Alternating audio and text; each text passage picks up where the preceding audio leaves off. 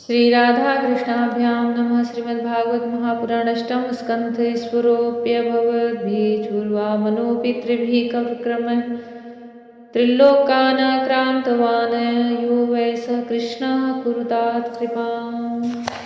श्रीमद् जय श्री कृष्णा मेरी soul family आध्यात्म आपके अपने चैनल पर मैं नंदा आप सबका बहुत बहुत स्वागत करती हूँ। श्रीमद् भागवत महापुराण का सप्तम स्कंद संपूर्ण समाप्त हो चुका है। अष्टम स्कंद प्रारंभ हो रहा है। ओम नमो भगवते वासुदेवाय। श्रीमद् भागवत महापुराण अष्टम स्कंद पहला अध्याय। कस्तूरी तिलकं ललाट पटले वक्षस्थले कौस्तुभं नासाग्रे वरमौक्तिकं करतले वेणुकरे कङ्कणम् सर्वाङ्गेण हरिचन्दनं सुललितं कण्ठे च मुक्तावली गोपस्त्रीपरिवेष्टितो विजयते गोपालचूडामणि गोपालचूडामणि।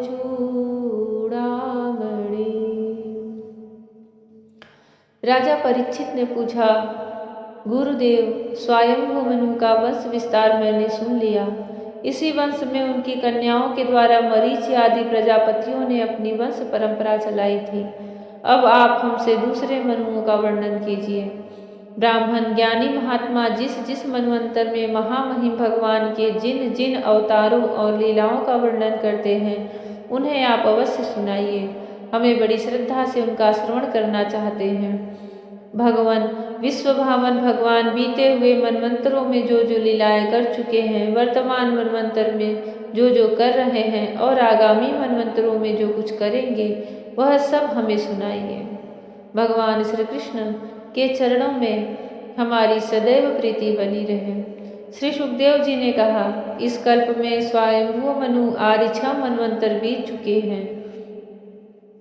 उनमें से पहले मनवंतर का मैंने वर्णन कर दिया। उसी में देवता आदि की उत्पत्ति हुई थी। स्वयंभू मनु की पुत्री आकुति से यज्ञ पुरुष के रूप में धर्म उपदेश करने के लिए तथा देवहूति से कपिल के रूप में ज्ञान का उपदेश करने के लिए भगवान ने उनके पुत्र रूप से अवतार ग्रहण किया था। परीक्षित, भगवान कपिल का वर्णन मैं पहले ही तीसरे स्कंध में कर चुका हूँ। अब भगवान यज्ञ पुरुष ने आकुति के गर्भ से अवतार लेकर जो कुछ किया उसका वर्णन करता हूँ। परीक्षित, भगवान स्वयंभू मनु ने समस्त कामनाओं और भूखों से विरक्त होकर राज्य छोड़ दिया। वे अपनी पत्नी शत्रुपा के साथ तपस्या करने के लिए वन में चले गए। परीक्षित, उन्होंने सुनंदा नदी के किनारे पृथ्वी पर एक पैर से खड़े रहकर 100 वर्ष तक घोर तपस्या की। तपस्या करते समय वे प्रतिदिन इस प्रकार भगवान की स्तुति करते थे। मनु जी कहा करते थे, जिनकी चेतना के स्पर्श मात्र से यह विश्व चेतन हो जाता है, किंतु यह विश्व जिन्हें चेतना दान नहीं कर सकता, जिन्हें चेतना का दान नहीं कर सकता, जो इसके सो जाने पर प्रलय में भी जागते रहते हैं, जिनको यह नहीं जान सकता परंतु जो इसे जानते हैं वही परमात्मा है। यह संपूर्ण विश्व और इस विश्व में रहने वाले समस्त चर अचर प्राणी उन सब उन परमात्मा से ही ओतप्रोत हैं। इसलिए संसार के किसी भी पदार्थ में मोह न करके उसका त्याग करते हुए ही जीवन निर्वाह मात्र के लिए उपभोग करना चाहिए। तृष्णा का सर्वथा त्याग कर देना चाहिए। भला ये संसार की संपत्तियां किसकी हैं?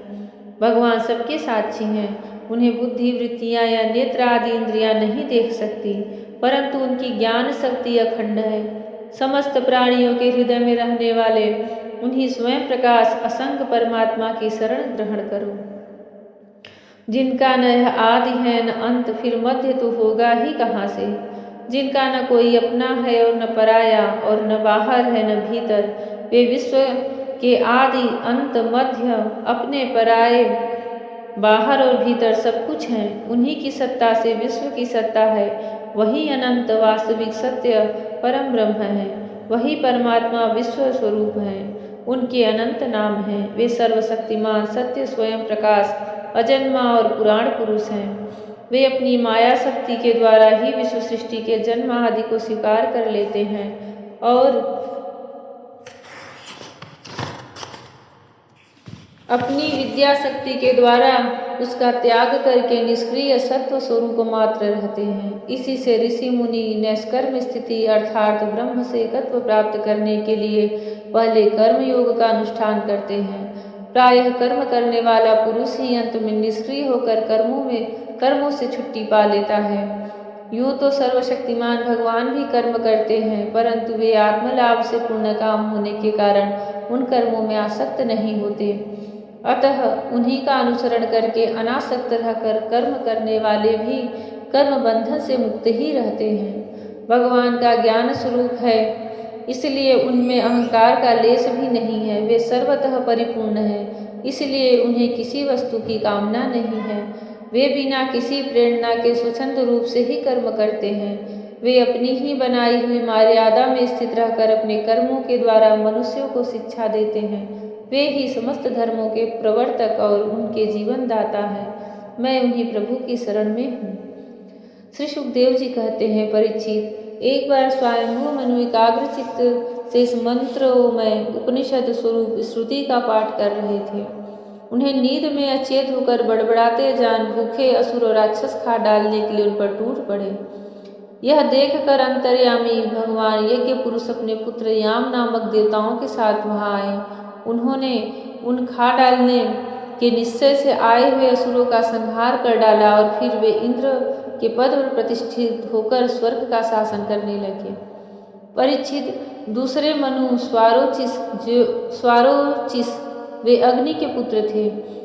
उनके पुत्रों के नाम थे धूमान, सुषेण और रोचिस्मान आदि। उस मनवंतर में इंद्र का नाम था रोचन। प्रधान देवगण थे तुषित आदि, ऊर्जस्तंभ आदि वेदवादीगण सप्तर्षि थे। उस मनवंतर में वेदशिला नाम के ऋषि की पत्नी तुषिता थी। उनके गर्भ से भगवान ने अवतार ग्रहण किया और विभु नाम से प्रसिद्ध हुए। वे आजीवन नैष्ठिक ब्रह्मचारी रहे। उन्हीं के आचरण से शिक्षा ग्रहण करके 88,000 व्रतनिष्ठ ऋषियों ने भी ब्रह्मचर्य व्रत का पालन किया। तीसरे मनु थे उत्तम। वे प्रिव्रत के पुत्र थे। उनके पुत्रों के नाम थे पवन, सृंजय, यज्ञहोत्र आदि। उस मनवंतर में वशिष्ठ जी के प्रमद आदि 7 पुत्र सप्तर्षि थे।